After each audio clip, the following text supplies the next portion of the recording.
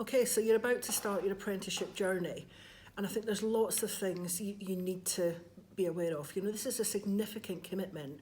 You're going to be giving up at least a year of your life towards achieving this qualification. So I think the first thing to look at is, do you really want to do this? And you know, we cover a lot of that in a lot of the pre-enrollment conversations we have with you. So we make sure people really understand what they're signing up for. And I think it's always about, you know, why you're here. What does the end look like for you? So for some people, it's about developing skills for a role they're already in.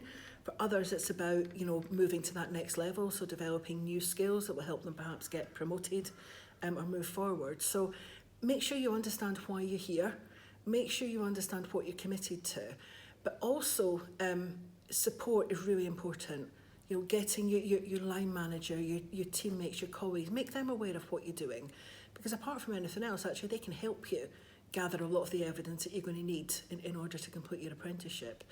And I think just being organised in time, you know, when you first start off, getting yourself into the zone where, you know, I'm going to have to dedicate some time to this.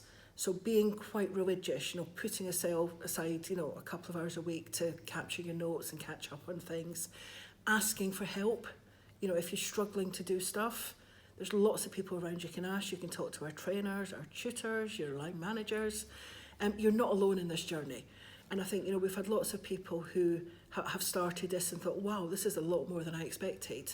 But we can get there. We'll support you. So just be aware of what you're signing up for, get the right support in place, and do it for the right reasons, and you'll do a great job.